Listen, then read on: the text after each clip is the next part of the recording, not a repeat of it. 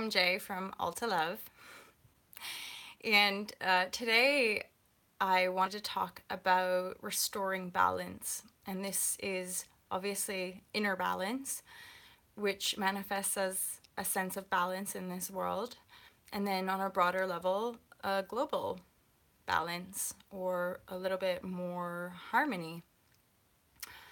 And so it's sort of like tricky explaining like how I get to these realizations or points. It's that often I think when we begin on the journey, we don't realize how much it really is all of it inside of us. The world as we know it is so focused externally and kind of perceiving through limitation.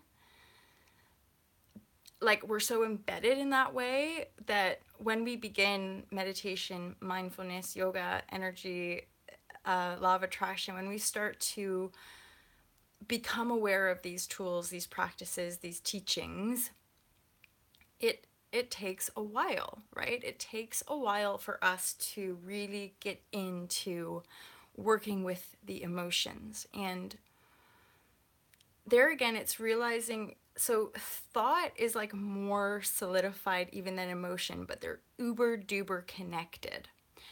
So when we're having an emotional reaction, if we can notice the thoughts that align with that certain energy frequency or,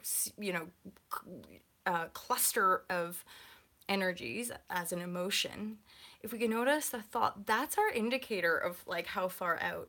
So usually when we have uncomfortable emotions, we're projecting blame and attack and defense onto the external reality, which is us. That's really the idea of oneness perspective. Also, unconditional love connection is that you are that which you see. So if you're blaming and attacking that which you see, you're veiled to your own self-realization. You're veiled to your own connection.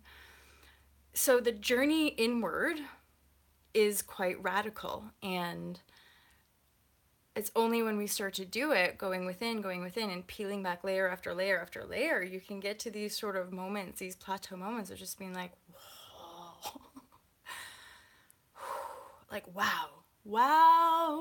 And I guess that's part of that feeling of liberation, innocence, curiosity, awareness, non-judgment, love. When you can love the totality, because the deeper within you go, the easier it is to love it all.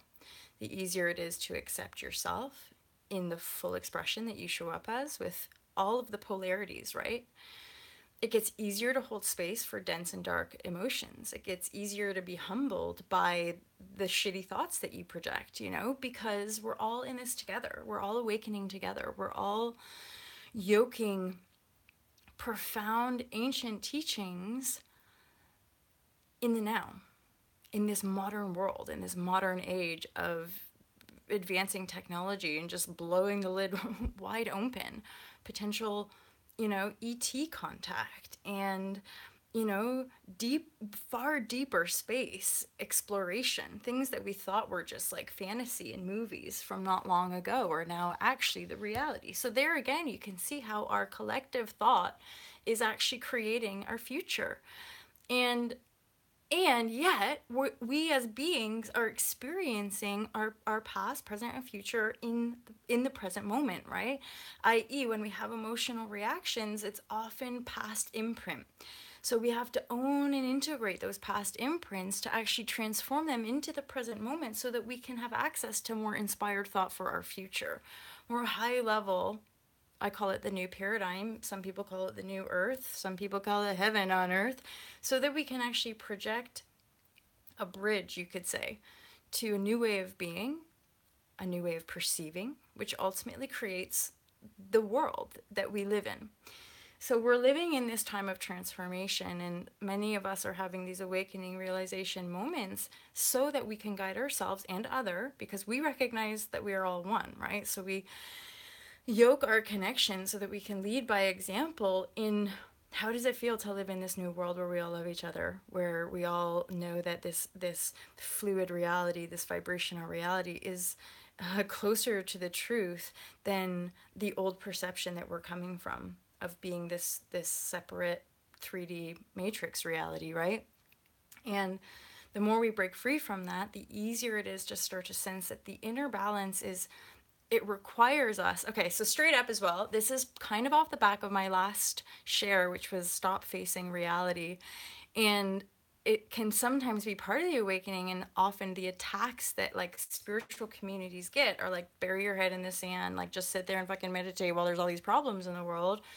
And yet for me, what I realize is the deeper I go within, I know in future there that opportunity to be even more of service is always within our reach. However, like usually we're called to this inner work when we've seen a lot of those different shadow aspects in the collective. And through compassion and empathy, we've this is the path we've been guided to go on so that we can be more effective channels of light, right? And continue to shine light into the corruption and darkness and support people in their awakening process, because we're all at different kind of stages and levels. And the more we can all come to a kind of unified energetic agreement, you could say, the easier the transition can be. So really, none of us are kind of experts. We're just people, human beings, trying to figure it out as we go along. And in that easing up of everything, it does start to get easier, because you can start to feel that your own inner equilibrium is the equilibrium of the new world. And yoking that connection is what makes you more powerful in the world as you endeavor that new energy stream. So it is radical. And it has nothing to do with denial. It has to do with a deeper understanding of how to shift energy, how to shift energy, transform energy. That's the difference. That's the quantum leap in our conscious evolution, right? Is that we've been over the last millennia been growing and growing and learning and going into the shadow, going deep, deep, deep into the darkness of our collective pain body and uprooting it. And to me, we're living in a very obvious time of transformation because of the extremes of polarities that we're witnessing.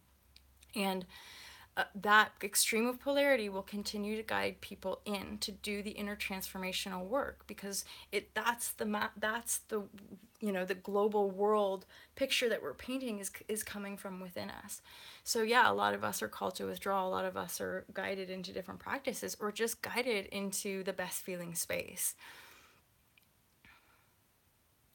And that's where we can get trumped, right? Because Trump, again, the body often like wants to keep acting it out. This is like the kind of paradox of doing all this inner work, is like it's very personal to your own process. So we often want to keep doing it. We want to keep active, right? And then in truth, it requires deeper and deeper and deeper quietude, connection, reflection, self-study. We need a little bit more of that to help get us through to being the effective human being, And because we're indoctrinated into the quick fix, like I just want to do it now, then that makes this kind of like paradoxical journey kind of weird to endeavor. But it is within you. The balance is within you. The integrity, the sovereignty, and the love is within you. And the life that you desire to live is really, truly within you. And I know it's super annoying. You're like, why do people keep saying that? Like, what the fuck? But it's true in as far as how energy works and how you're perceiving the reality that you're experiencing. Hence, meditation. Get quiet. Give yourself time to self-reflect.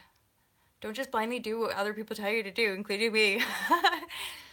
But get to know your feelings, because your emotions are really the preemptive energetic impulse that creates thought, that creates the reality that you're living in. So get to know your emotions, work with that subtlety, work with your primary connection to your source point, get to be okay with all of your emotions.